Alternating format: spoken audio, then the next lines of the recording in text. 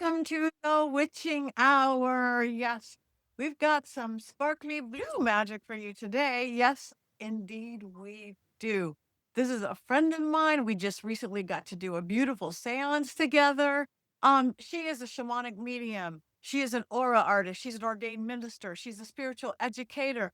She is an author and a co-leader. And she's even known as the godmother of magic. So welcome, Bodhi Blue, or Blue Bodhi, or just Bodhi. Welcome. How are you?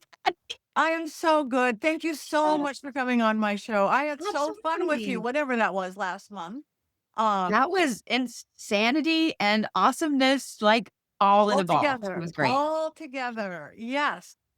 Um, so you are very magic. You are very known in the social media world. You are very professional. What are you doing for so long? Where did Bodhi come from? How did this, again, you have an interesting path. Has this always been who you were? Is this something developed? Have you always had this gift? I think that it's kind of always been who I was, always had the gift and things like that, but, Bodhi has an interesting story how that came to be, and, to be honest, I felt like I was undeserving of the name for a long time, and now I can't see myself as anything else. It's weird. Um I literally got my actual, like, government name from a Barry Manilow song because when I was born, I was supposed to be Michael, obviously not Michael. So they had no idea what to name me. And Mandy was playing in the hospital. And then my dad was trying to name me all these things that my mom was not cool with. And the nurse said, "Oh, I love this song." And my mom literally wrote down Mandy. And so I'm like, "You put no effort. You put no effort into this." So I've never really liked it. Like, I don't feel like a Mandy. And whenever I was getting really into this professionally and, you know, everybody's got a stage name, and things like that. And I was like, man, Mandy, I don't jive with Mandy, like the Mandy, like that just doesn't ring. And I had just started really down the road with some Buddhism and things like that. And I've always loved the name Bodhi for obvious reasons. And then who doesn't love Patrick Swayze in Point Break?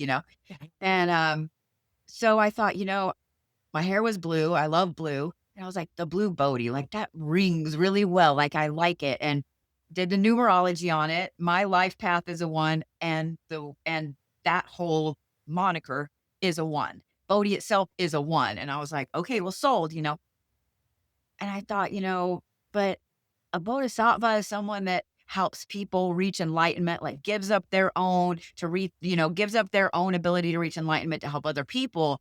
I was like, that's a lofty name, man. Like I'm undeserving of that. So for the longest time, I used it and I didn't feel like it. And I think that really with the rise of social media and TikTok and all of that, I got on there as a joke, to be honest. I got on TikTok as a joke. Um, and I really now feel like Bodhi. Like I Yeah. feel like it is my name at this point. So You do that. You do help people find their enlightened path. That is what a Bodhi does. I mean, you don't have to give up your own self for that. Maybe that was the olden day, but yeah, that is exactly who you are and what you do to millions of people, man. So I I think that is try. beautiful. So, okay, we got what about the blue? I know well, I want to talk about this synesthesia in a second. So has blue always been a favorite color? Is it something spiritual within that? So the cooler colors have always been my favorite. I actually had my hair pink to purple for a long time and purple was my go-to color forever. And I one day I don't know. I got a bug up my butt somewhere and I was like, I'm gonna do my hair blue. Like the top of my hair, this is natural. Redheads go white and I'm not mad about it. Um Oh, it's and so beautiful. I bleached the top white and then I just did different shades of blue. So it looked like water. And I fell in love with it. And I was like, this is me. Like, this is me. I absolutely love it. And so I kept it some type of blue for a long time. And having synesthesia, it actually ties into that as well. Having synesthesia, I studied color theory, color magic, like marketing and colors and all that stuff. And the color blue itself represents peace and trust and loyalty and calm and all the things that I'm like, I love all of that. I love all of that. So it just became a thing. And That is beautiful. So for all of us who don't understand, what is synesthesia? broken brain, like for lack of better term, broken brain. Um, I I had it a little bit when I was younger, not to the extent that I have it now. Um, Synesthesia is where basically the wires of your brain got crossed. So if you're trying to wire a stereo system and you need left and right, and you get the wires crossed and right goes to left and left goes to right, that's basically what happens. So you have two senses that work at the same time. So I hear things, I hear Patty's voice, and then here it's almost like wearing bifocals. Like Patty's voice is indigo, like it's gorgeous. And so as you're talking, I'm seeing indigo down here. So it's a Wow. constant psychedelic trip without the fun of being on psychedelics, and you Wow. never get off of that trip. So it's not great. I'm not gonna lie. It's not as great as it sounds like. But does that mean something? Like, I've got this color. Do you see, like, do bad people have bad colors and good people have good colors? And Mhm. I have learned from, forever now, that anybody with a kind of it's like the olive drab green, like military green color, not a good person. They really seem to value power over other people. And then there's a certain color of yellow that if I see that voice, I'm out. I'm out. Like every single time I've only met 4 people with that color of voice, and every single time I have told someone like, "Not a good person, don't go by that person, not a good person," and inevitably, within a year, they end up with charges for something like that level of person. wow. So, So it's so the voice has the color, not the person. It's not an aura. Is that like an aura? It's right. a voice. Yeah, the voice has a color. So, sounds have a color. For example, you everybody knows the different sound between a wooden baseball bat and a metal baseball bat, right? Like they sound Right? completely different. So a wooden baseball bat to me is orange, but a metal baseball bat is this intense bright red. And where the orange sits down here, the metal goes like this in front of your face. So like I can't go to baseball games. I just can't do it. It's an abrasive, weird, like in your face kind of sound. Um and then once I get to know someone, I can tell from how big their voice is. That's the only way I can explain it, how big it is if they're sick. I usually know somebody's sick before they know they're sick. I can tell when somebody's lying, which is why I'm single. Like, Yes. But I used to do jury consulting for some friends who are attorneys, and I came up with several questions, and I asked them in dating as well, but I they were jury questions and they're very nonchalant. So I can get a baseline of your voice color, um, what, like how it is when you're happy and how it is when you're really thinking. And so that way I can see how big or small a voice gets. And then like I see you over there, I can see those things. So, It's fascinating. Now, is that considered a real medical or yes. neurological by regular medicine and all that stuff, not just us woo-woo people? Yeah, yeah, it's Wow. you have to have brain damage. That's Oh, why I it's always joke, I'm like, "It's broken brain," like, I had it a little when I was younger. I used to, play the trumpet. I come from a musical family and so on, but I could always see when the notes were off key because of where they sat in my vision, and so I could adjust, my lips on the mouthpiece, like, to make the sound right. And then compliments of meningitis when I was 18, that's the first time I remember the colors really being bright. So I have chromesthesia and I also have tactile visual. So when I touch things, it's a color. wow. So I love sounds that. greater than it really is. Okay, well, it sounds great. It's like I want to see the colors of voices. So if somebody was singing in a choir, would you, if you were watching a choir, would you see the different colors of their voices coming together? Sometimes. So I absolutely adore classical music. because of the simplicity of the notes and the patterns that they make. So I will watch music all day long, just because it's like my own private constant light show. And I've gotten to where there's really not a genre of music that I actually don't like. My kids used to treat me like a sideshow a lot when they were younger. Mom, listen to this. Mom, listen to this. And some very abrasive colors. And then I'd be like, actually, that's kind of cool. Like the patterns, that's kind of cool. But in a choir with voices, if there's no instrumentals at all, a lot of times the choir itself will kind of drown out into almost a gray color. And then if there's a soloist that comes forward, it's like their voice sits on top of the gray, like a line. It's really cool. Like, I love yeah. this. Okay, that is so fascinating. Now you mentioned meningitis. Didn't you ever have two near-death experiences? Was that Eh, part of your spiritual awakening, or did that affect who you are? Or I think it really was that that was a catalyst for it. I grew up with parents. I always joke that they were like upper middle class hippies. We church was the mountains, and the Rockies and all that stuff. And then I grew up with like the folk magic practices and things like that. But after, well, during the meningitis, they had to bring me back once in the ER. They had to bring me back again in ICU. And so I was in a medical coma for about a week.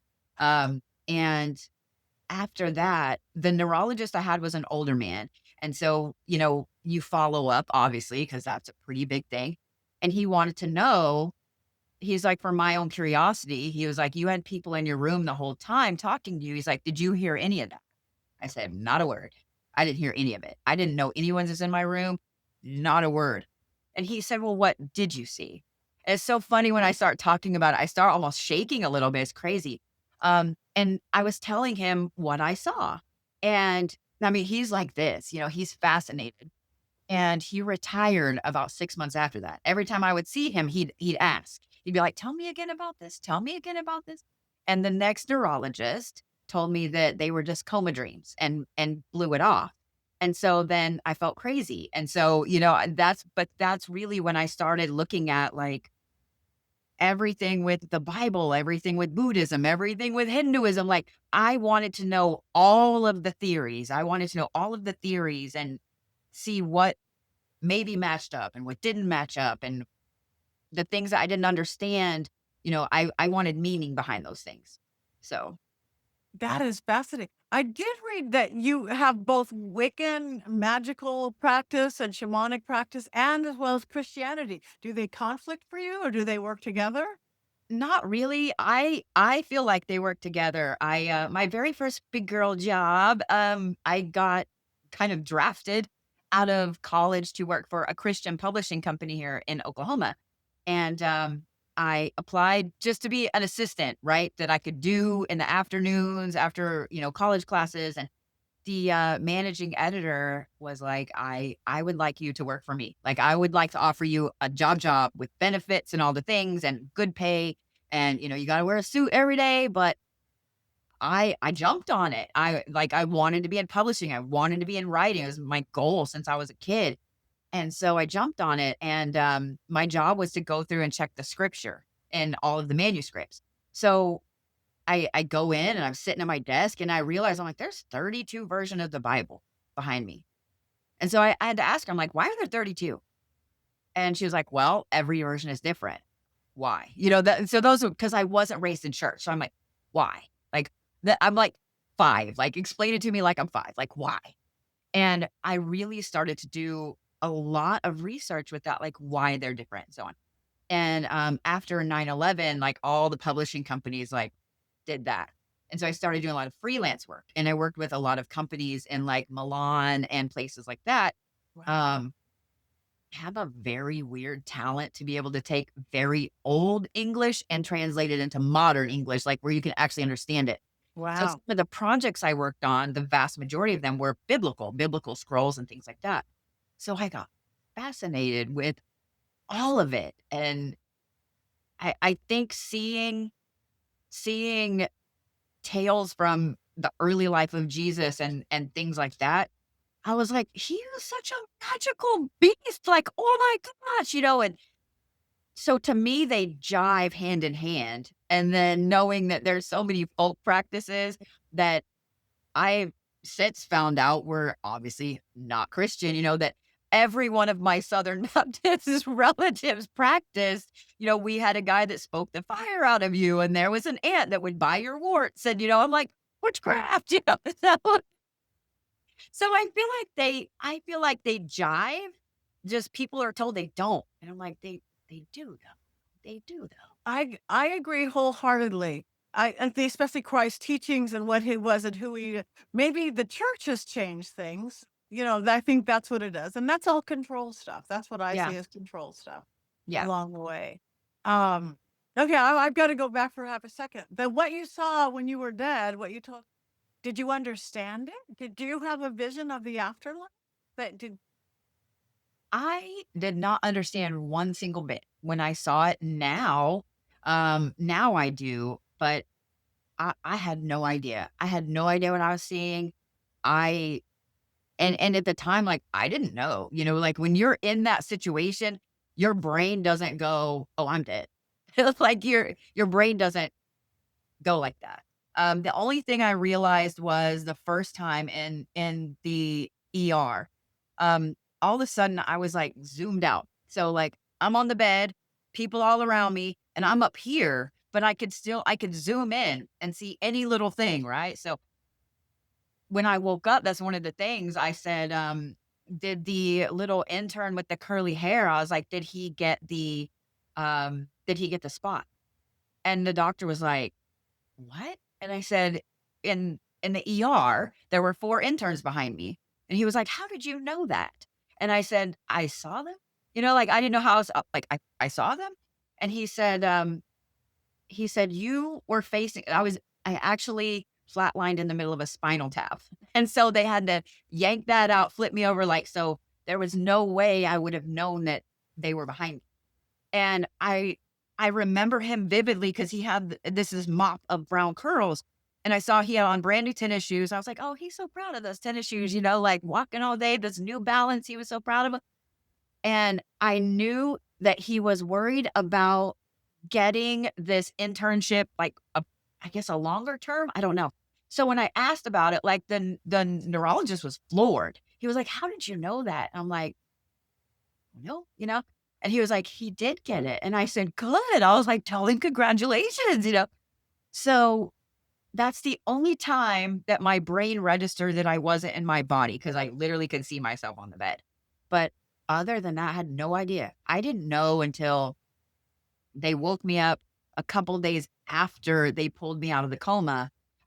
He told me, he was like, "You flatlined twice." He's like, "We had to bring you back." He was like, "Welcome back."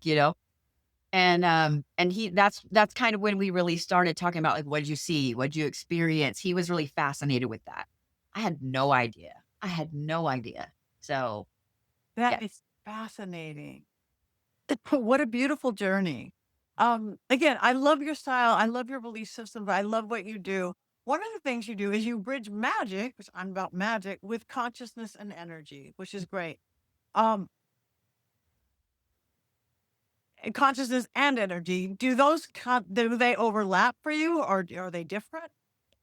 I feel like they overlap. Every culture has different frequencies, things like that with energy and hands-on healing, which you find in Christianity, you find in Norse paganism, like, you find it everywhere. Mhm. And then this it's kind of funny with when people ask me what Reiki is, and I tell them, and then they're like, "Oh, like the laying on of hands." I'm like, exactly like the laying on of hands, but with a little more, but exactly. Um, and so those things have kind of always coincided for me. As a kid, I was just fascinated with space and black holes. I always tell everybody, like, I was writing to NASA when I was 9, like, about black holes, and some kind person at NASA wrote me back with, you remember the old, like, what is it, DOS matrix printer with the dots down the side, Yeah. and sent me a stack of papers. They were redacted, but about black holes. So I was the coolest kid in 3rd grade because I had a packet from NASA, but I was always fascinated with that. And so I am a super, super nerd, don't judge. Oh, I love MIT nerds. MIT actually has free courses about astrophysics and stuff, and so I that's what I do in my free time is take those because I'm so fascinated with it, and when you really look at all of the things that they're doing, like CERN and all the astrophysicists and things, it coincides with everything we know about the brain and consciousness and neuroscience. And so for me, it's like they all coincide and just the world needs to catch up a little bit. Uh, I feel uh, like all the spiritual people know this and we're just waiting for the world to catch up. and I think in a lot of ways they are. Science and spirituality are crashing together with all the quantum sciences and things like Yep. that. They really are. So, oh, I love it. I'm a bit of a nerd too. Probably not as educated as a nerd as you. But so, what do you think the state of the world right now is CERN and this and the planets and our or the spiritual place that we're at? What do you think's coming for us? Is this the big shift everybody's saying? Are we needed more than ever, whatever that we are, the you and I's of the world? Yes and yes. I'll just say that yes and yes. I subscribe to the theory that the Mayans were not talking about the end of the actual world, that they were talking about this shift. Because if you really start to look, almost every Native American culture also has a theory about this shift, the great becoming, whatever.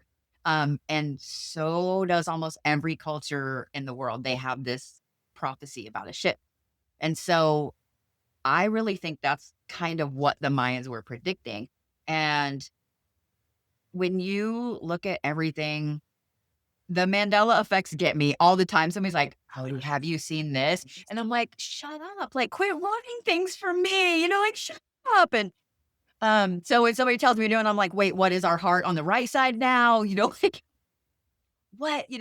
And sometimes I'm like, "Okay, so y'all are making a big deal out of this, and it's just now we can actually see inside the body instead of the 1800s when they were just guessing?" But I really feel like there's a massive shift, and I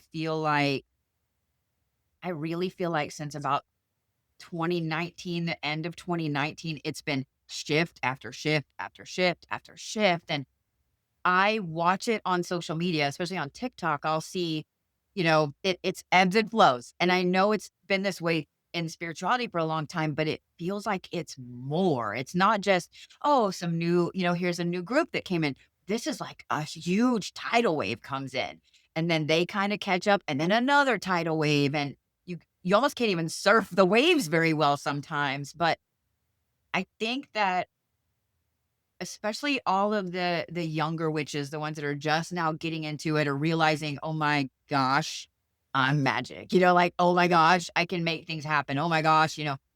I think that they look to people that have been in the spiritual industry or whatever you wanna call it for a very long time, and I mean, I find that they're hungry to understand and learn and find direction, and so I really think that the elders that are in any form of spirituality, I think they're needed so bad that it's not even funny. And I think that's why, especially the ones that are very outspoken, whether they're like you've been all over the place forever, and or me, You. which is social media and all over the place.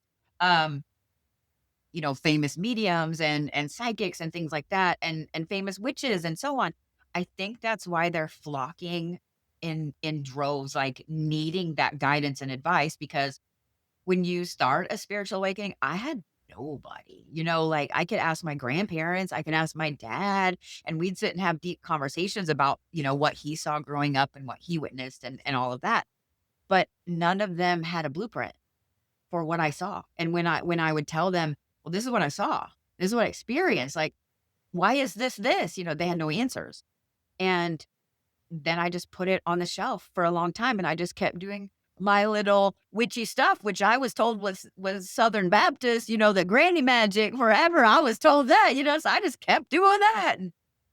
But I think all the younger witches now, they need they need that guidance so bad. And with one of the things I absolutely abhor about TikTok is the amount of misinformation. So I watched that ebb and flow too, and when TikTok first was a thing, they were screaming about gatekeeping, and I'm like, "It's for your protection." Like, it's for your protection. Maybe don't do these things if you don't know the basic things first. Yeah. And, so they need that guidance really bad. Like, I'm watching it go from all of the younger influencers that just regurgitate whatever back to the elders right now. So we're going back down into the elders again, and yeah. And so Yeah, and, no, no, I agree. And yes, the abhorred part is the like some little girl, no witch because she has black fingernail polish, teaching her deepest secrets. And where would you get this information? Mhm. So it is needed. Those of us practitioners trained, studied, educated, experienced along the way. But you are one of those major people. I try and I try and I'm on all the social media and I'm on TV and I'm on YouTube and I'm all those things. But you've developed the far surpassing. You are a leader and you help these people along the way to just nth degrees. Was that in your flow? But you said you kinda started it out as a little joke, but look at what you've created. Well, so when I tell you what the joke was, you're gonna understand. I was in a shop. I had an office in a shop, and, this lady came in with her 9-year-old daughter and insisted that we teach her 9-year-old daughter how to astral travel. And I was like, "Ma'am, I am not doing that." And she was like, "You have to." And I'm like, "I don't though." And she was like, "You have to." And I literally, "I don't though." I don't though. Like, that is so dangerous. And the daughter is like standing there, like embarrassed, really embarrassed. And her mom started acting just craziness. And she was like, "Well, I'll teach her myself." And so I did a parody of that whole interaction. It was my second video on TikTok and it blew up. And I was like, "Oh no." And that's when I really found all of the witch talk stuff because I have all of this. I have clients, I have all these things over here. And I started seeing the information that was out there and I was like, what is there was not even words. I was just flabbergasted. And um I saw how negative everything was, and I saw you can hex this and you can do this and you can curse this and, so on. And I love art. I've always done spiritual art, from my dad taught us all this crazy stuff when we were younger, and I've always loved it. And I was watching people do sigils and glyphs. They couldn't explain where the glyph was from. They couldn't explain anything about it. And this one girl who had a massive following was like, "Put this under your pillow and think about him and he'll be obsessed with you." And I'm like, "Oh no." I'm like, "That's how you get a stalker. Like that's how you get like stabby. Like, don't do that." And I was seeing things like that. And I'm like, "What's wrong? Like, what happened?" And the negativity is the biggest thing, and so I saw how many people were getting into spirituality that didn't have anybody, that had a very they were just sad, like, they were just sad. They didn't know what to do, they didn't wanna be here anymore, and I'm like I started doing Reiki online in early 2020, and I was like, "Look, just hang out one more day, like, I'll be live almost every single day, just hang out one more day, check in with me tomorrow." And I taught them something that got me through a really bad divorce, was you are the prize. And I always tell them, like, I'm sorry if someone else's crappy view of the world made you feel crappy about yourself, but like that's a them problem. And you are the prize and the cracker jacks. Like you are the prize. And that started building. I didn't expect it to be anything like molds. And so the amount of people like, it makes me tear up, but the amount of people when I go to an event that come up to me and just ask if they can hug me. They're like, "I found you when I was at a really low point and you saved my life. Like, I credit you with saving my life, and I'm here because of you. I got a job, I moved, I left that relationship," whatever it is.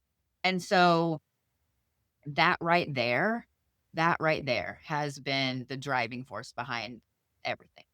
That is Everything. beautiful, and again, needed now more than ever.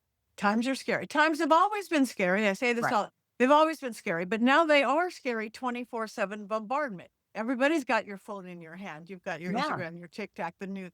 So, people, they're scared and they need a way to go. Some, traditional religion isn't holding up for everybody. And witchcraft is the largest growing religion, or people are Yeah. going crystals or new age or whatever. And I still think what I even think our paranormal world, our ghost hunting world, Mhm. is there's still people out there who are scared and they want to know that they'll be okay if we get blown up by the aliens tomorrow. But they don't want religion and they don't want spirituality and they don't want this woo woo stuff. They want to go on a paranormal investigation. Mhm. So they go on a paranormal investigation and they go, oh, it is real. I saw something or said something. Yes. And then they often will backdoor into a belief system that will help support them. And so I think paranormal stuff is the religion for people who don't want religion and want to know that they're I okay. agree with And that then they backdoor. 100%. So 100%. yeah. And again, I'm just so in awe of what you do. Then once I really looked into it, I'm Oh. like, you have to come on the show. But I want to go back to a second. You were talking about astral travel and little girls. What is the Black Horse Project? Oh, what's up? So and I'll show you. Now before I show you, I joke that I'm a 1972 van, okay? I have a dragon on one side and then I have a Pegasus on the other, a black Pegasus. Um One of the wonderful things about having epilepsy is that you tend to astral travel more than you dream. And I didn't know anything about this until I did not get diagnosed with epilepsy until 2014. So I lived with it since 1995, not knowing. I just got misdiagnosed with migraines, right? Not that I don't have migraines, but um, so I have temporal lobe epilepsy, and everybody's heard of the oracles of Delphi. They all had epilepsy. So in ancient Greece and Rome and Egypt, if you had epilepsy as a child, you were whisked off to the temple because you were a seer, you were an oracle. And so people that have epilepsy travel a lot. And when I realized that, I've always been obsessed with a specific horse in a certain mythological pantheon. And so it's my favorite. I have statues of it everywhere. It's a black Pegasus. And that's how I travel back and forth. So I work with a lot of kids because there's a lot of kids that they're just born and they have these intense gifts. And mom and dad are like, I don't know what to do. How do I help? And a lot of them that travel, they have night terrors and they have nightmares. And so I work with a lot of kids. And I started by just saying, and I started this in like 2016. And I started saying, hey, I'll tell you what, you put a black horse beside your bed and I will come get you. Like I'm over there a lot. Like I apparently got a mansion, a penthouse. I don't know. Like I will come get you. I will come get you. You need me, I'll come get you. Just make sure it's a black horse beside your bed.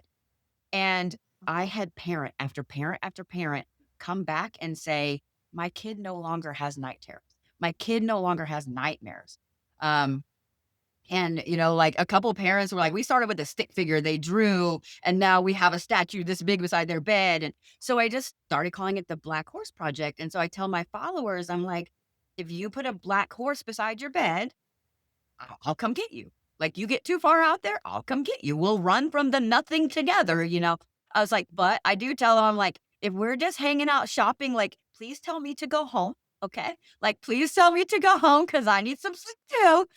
But it has blown up, and the amount of people, they'll come in my live streams or on appointments or anything like that, and they're like, "Oh, you pulled me out of this and this and this," and the amount of people that say, "Hey, I don't have night terrors anymore. I don't have, nightmares anymore. I sleep good."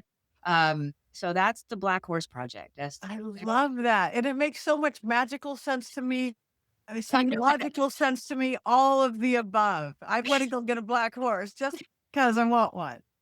Anyway, before we go, one more thing I do want to ask you about the reliquary. If I'm even saying that, what is the reliquary? So I last year was looking for a property to purchase and I fell in love with Pennsylvania a few years ago. It's absolutely gorgeous. And then found out that most of my Irish ancestors that came over here in the last 100 years are buried there. So I was like, okay. I was looking for a bed and breakfast to buy, or an old hotel or some crazy thing like that.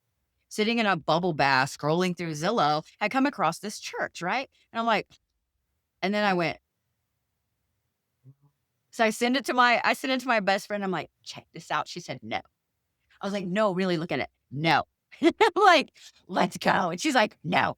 So I make an appointment. I drive all the way to Pennsylvania to look at it. Um, this is a property that has a over 200-year documented history, with German immigrants that came and founded the area. The original building burnt down, the second building burnt down, and now what stands there has been there since 1920. The Wow. Brit parish raised $50,000 in 1920 to build this building, so it is massive. It's almost 12,000 square feet. And it has a graveyard in the back. And so when we walked in, there's 5 women that were there looking at it. We're all filming because I live 14 hours away. And so I'm like, what am I getting into? I need video so I can go back and look. And as we're reviewing the video, we kept catching a man's voice answering our questions. And I'm like, that's it. I'm done. I'm buying it. I'm buying it. I'm done. I made a joke because there was a plaque and it said men's restroom downstairs and it was in red. And I said, oh, the men got to go to the bathroom in hell. I'm just being funny. And this man goes, yup, in the video behind it. And I was like, that's it. I'm done. I'm buying it. And I bought it. So I bought it. And it we have over 70 documented spirits. There's a ton of children. I've had a lot of YouTubers and paranormal people out there and so on. Everybody that has come out there has experiences, and they're not bad. And so me putting it out to the public was to show people that not every paranormal place is evil. Not every paranormal thing is evil. And I tell people, I'm like, see, you see all those graves? There's 377 graves. You see all those people? Like those are ancestors, right? So when you go and you talk to grandma, grandpa, whoever out at the cemetery and you smell grandma's perfume or grandpa's, pipe or whatever, that's a paranormal experience, like not evil, not bad. Those are your people. So my goal with that is to show people that you can go to a paranormal location. You can take your kids and it's safe and not every place is Penthurst, or some demon house or whatever. But I also travel all over the place and weird Rap has a way of finding me. So I have an electric chair handle. I have, you can see him. That is Manny right there, unclaimed remains. And I just have these crazy things from all over. And then I have pieces that people have contacted me and said, hey, this thing is not safe. I don't know what to do with it. It can't be in my house. Can you help me? Yes, I can. Yes, I can. I have a problem with dolls. As you can see, I have a problem. I love them, and they tend to find me, and my best friend hates it. But I saw that you have a thing, I, a I doll have a thing craft. about, I have a book on dolls. Yeah, doll cry. You Yeah. have no idea. Like, I will be getting that as soon as If I was gonna see you, I would bring you one. Yes, it's yeah, half about haunted. It's what combined my witchy side because it's half about making puppets, magical puppets, and half about haunted dolls of proper care and feeding. So it's dolls because I'm a doll collector from birth that brought my two sides together, the paranormal witchy. But I love that you're a doll girl. I do. my, great aunt, when I was 4 or 5, she made me my first now I know as an adult, that was a puppet. Like, she made me my first doll, like, completely hand sewed this doll. It had red pigtails because 'cause I'm a ginger, and she told me, she was like, "You don't ever leave her at home, okay?" And I said, "You got it, Aunt Bess."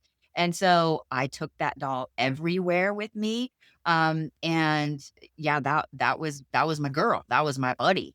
And so yeah, that was my Bodhi's first puppet. Like that was that. So I think that a lot of people don't realize that a lot of the dolls that they carried with them as, their whoopee, was a protection piece. That was Yeah. their protection, their love, their calm, yeah.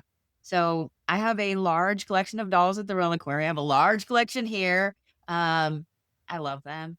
Oh, that is beautiful. I So, love okay, before we go, tell people how how they could experience a reliquarium, the reliquary, reliquary. Oh, Reliquary. your words are so big, my friend. And then how they can know more about you. your website, your social media, because they're gonna. I'm sure they have fallen in love with you like I have. So, what do you tell us? So, if you would like to book at the Reliquary, it is the Reliquary at St. John's. It's also on all my social media. So you can I try to make it really easy. And then my social media is just the Blue Bodhi, and my website's thebluebodhi.com. If you follow me anywhere, know that there will be 900 fake me's that follow you, not me. I will never ever reach out and say, "Hey, I'm drawn to you. Grand rising, beloved. I would like to read for you if you give me a lot of money." I will never say that. If it doesn't go through the bluebodhi.com, not me. Don't do it. Me, Uh, I, one of my pet peeves. it's People. so bad. It's so bad. So okay, so find the real Blue Bodhi. I heard somebody say, also an influencer, also a YouTuber, that she hired a company that actually gets rid of the fake. So Oh I my don't God. know anything about it, but I'll Take find my out and I money. will let you know. Take my money. Like, Yeah, I find yeah. out it gets rid of the fake. So, It's so funny. so I've anyway, so that's how they find the reliquary, Mhm. and how do they? Basically the Blue Bodhi everywhere on social media and your website. Yep. Blue Bodhi. So you guys check her out. She is amazing. We just scratched the surface. I will have to have you back because I've got like another 71 questions I could have asked you. And occasionally I'm struggling for things like, no, I want to talk about this. Oh, okay, faith clarity. Oh, wait. So we'll just have to do this again, my friend. I love that. I So love you that. guys like 71. her, follow her, subscribe to her, check her out on TikTok and social media. She is there for people. Truly. Thank you for what you're doing for wherever our planet is going with this. Thank you for being a part of it. Well, thank you, Patty. That means a lot coming from you. I appreciate it. That's 100% true. So any last words or words of wisdom for everybody before we go? I mean, just my favorite thing to say is you are the prize. Don't forget Mm, it.